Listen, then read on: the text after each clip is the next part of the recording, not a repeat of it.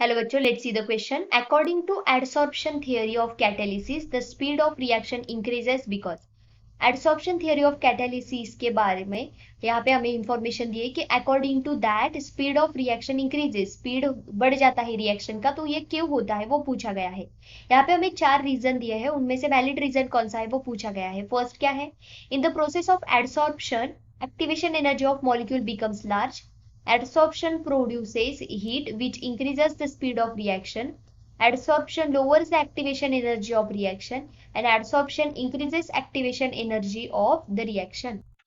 तो यहाँ पे क्या हो जाता है, जब किसी सॉलिड पे गैसियस मॉलिक्यूल समझो एडसॉर्ब हो रहे हैं, तो उस टाइम पे इनकी खुद की जो एक्टिवेशन एनर्जी होती है वो बहुत होती है और इसके वजह से ये बहुत ही स्पीड में यहाँ पे एडसॉर्ब हो जाते हैं, जिसके वजह से ये हीट रिलीज करते हैं और इनकी एक्टिवेशन एनर्जी जो होती है, जो यहाँ पे रिएक्शन की एक्टिवेशन एनर्जी होती है, उसको डिक्रीज कर देते हैं।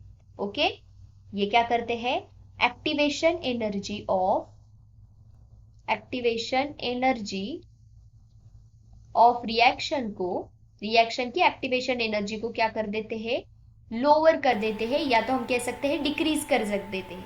क्योंकि जैसे जैसे एडसॉर्प्शन बढ़ता है वैसे वैसे इनकी जो खुद की एनर्जी वो बढ़ती है और उसके वजह से एडसॉर्प्शन एनर्जी होती है रिएक्शन की, वो डिक्रीज होती जाती है और इसके वजह से क्या होता है, रिएक्शन का स्पीड बढ़ता है।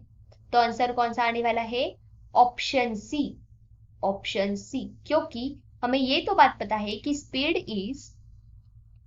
इज इनवर्सली प्रोपोर्शनल, और वी कैन से रेट और स्पीड दोनों में से कुछ भी कह सकते हैं, that is inversely proportional to activation energy. तो ऑब्वियसली अगर एक्टिवेशन एनर्जी कम होगी तो ही स्पीड बढ़ सकता है, अगर एक्टिवेशन एनर्जी ज्यादा होगी तो स्पीड कम हो जाता।